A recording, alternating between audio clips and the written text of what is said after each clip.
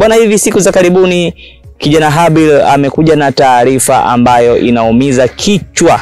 Watanzania walio wengi wamekuwa wanatamani kujua nini kinaendelea ama kipi kinatokea hivi siku za karibuni. Na kama serikali itafanya jeuri vile tunataka, narejea tena na wapia mimi ni muumini ya Mungu, hata Mungu akuweza kutoa roho yangu, hakutokuwa na malipo kuanzia Disemba.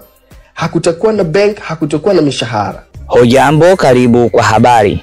Moja ya taarifa ambayo imeshika headline ni kuhusu taarifa ya rais wa maandamano, kijana anayefahamika kwa jina la Habil Kabil. Kijana huyu inasadikika kuwa ni raia wa nchi mbili. Ni raia wa Ujerumani lakini pia ni raia wa Tanzania. Huyu bwana ni IT mmoja mkubwa sana ambaye amehack mifumo mingi ya serikali, na awali tuliwahi kusikia kuwa amewahi kuingilia mifumo ya ulinzi na usalama na kuweza kupata taarifa zote zinazoendelea. Bwana, hivi siku za karibuni kijana Habil amekuja na taarifa ambayo inaumiza kichwa. Watanzania walio wengi wamekuwa wanatamani kujua nini kinaendelea ama kipi kinatokea hivi siku za karibuni.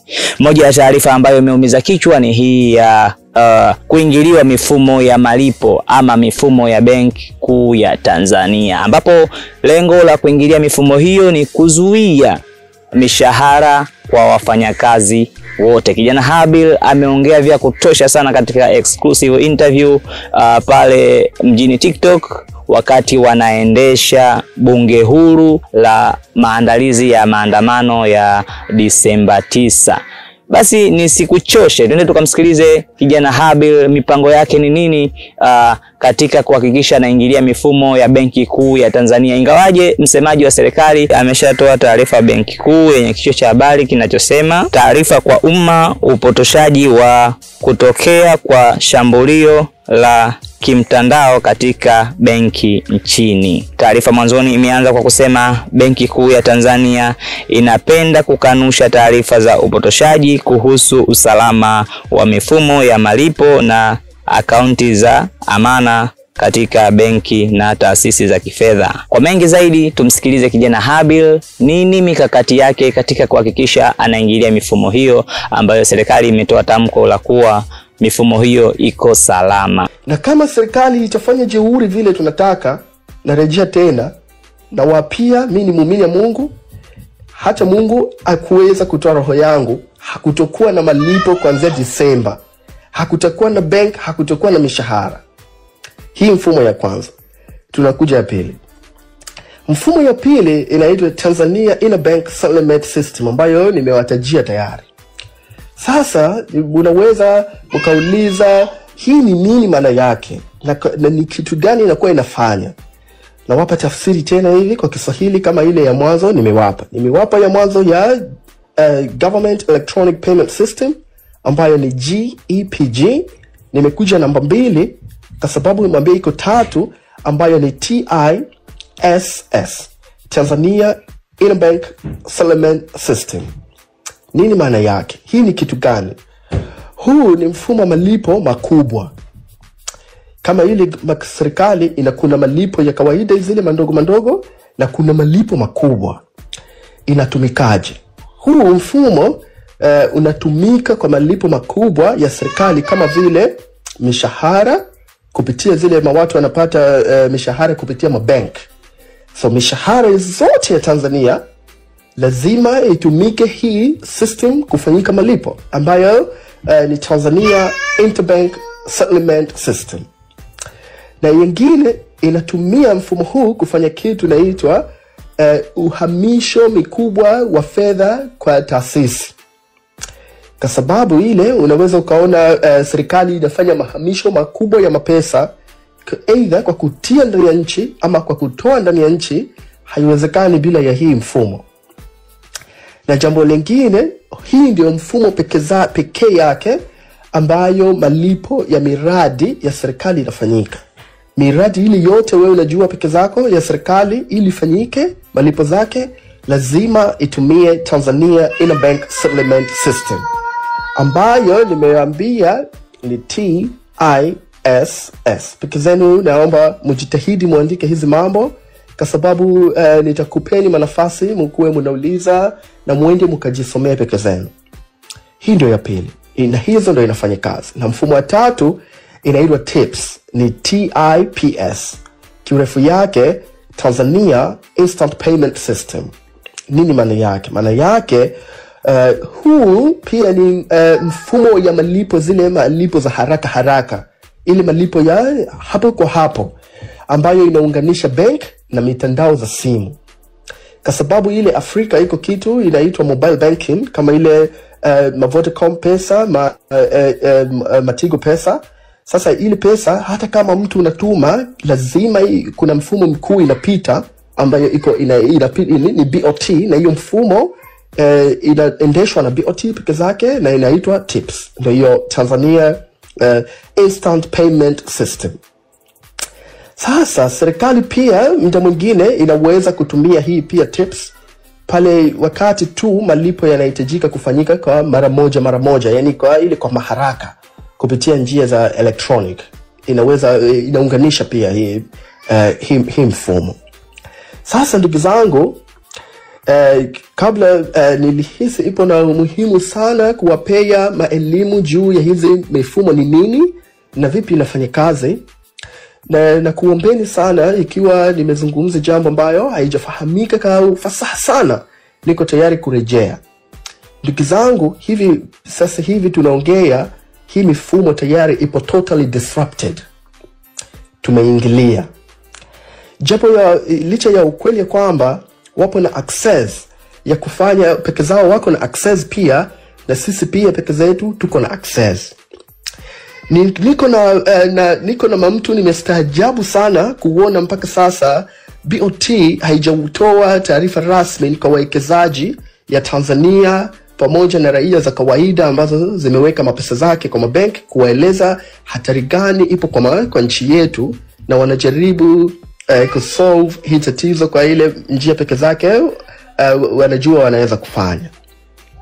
Kwa hiyo ndugu zangu, hii mifumo tayari tumeishikilia na tunaitaka serikali ya Tanzania, kwa sababu hii jambo ikiwa ni ya uongo, maana yake italeta taharuki.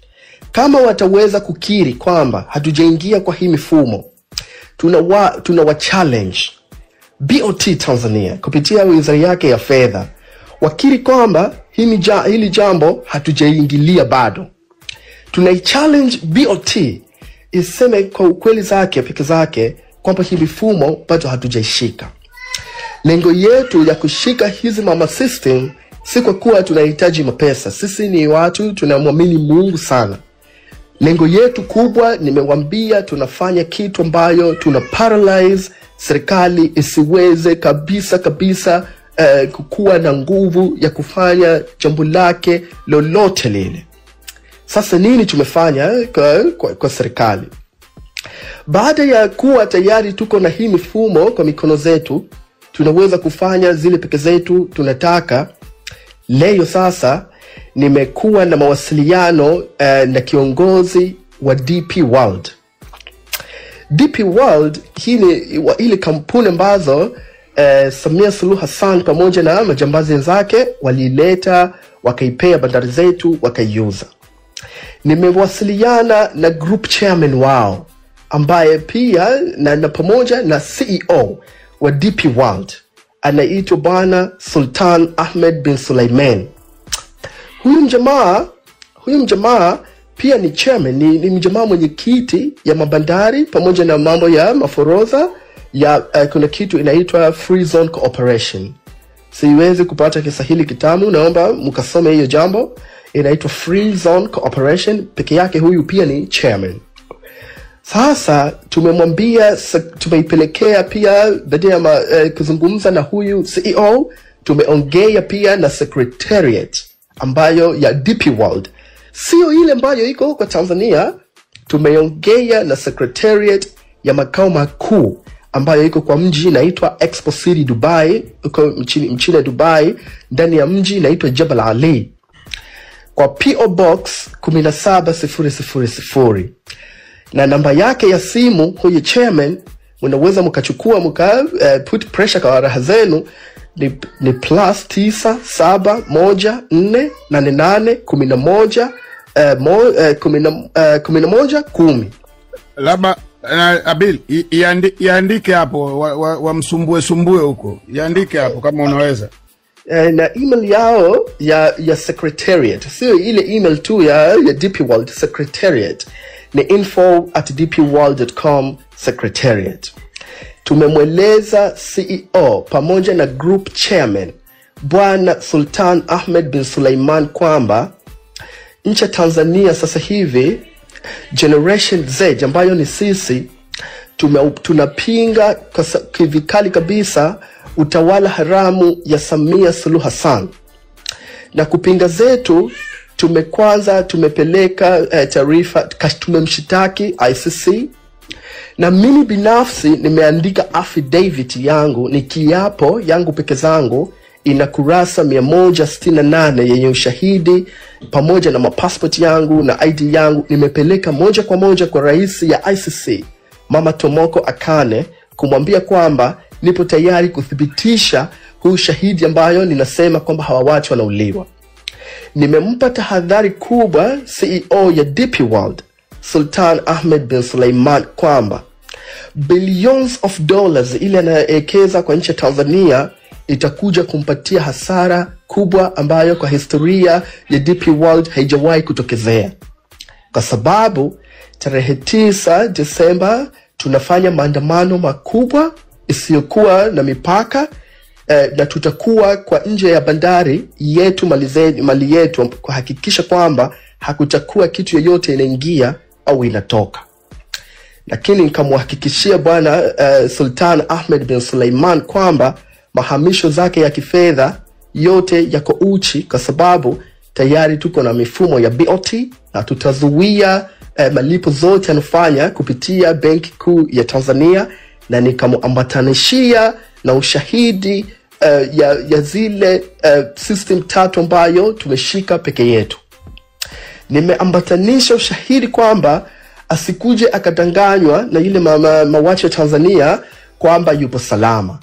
Tupo na hiyo system na tunaweza kuchezea kwa raha zetu vile peke zetu tunataka. Kwa sababu tu hatuko na nia ya kuharibu nchi, nia yetu ni kuparalyze mifumo. Hii naomba ifahamike sana. Nchi ni mali yetu, sisi tunaparalyze ile mifumo haramu ambayo hawa majamaa wamejiwekea. Nimemuomba sana afanye maamuzi ya haraka ndani ya wiki moja kabla ya kuingia Disemba, kuhakikisha kwamba ana watu ambazo kawapeleka ni wa raia wa kigeni wanatumika kwa DP World, waondoshe kwa nchi ya Tanzania haraka ile inawezekana, kwa sababu tunakwenda kubadilisha nchi yetu kikamilifu kabisa. Kama vile ambavyo ubalozi yote ya Tanzania tumepeleka barua rasmi na kuwapigia masimu kuwaeleza tu ni juu ya maandamano ile tunafanya, na nikawaambia mabalozi yote yaambie raia zake kwamba sasa hivi sio muda mzuri ya kuja Tanzania kwa kuja kufanya mambo ya utalii, kwa sababu kuna maandamano makubwa na tutahakikisha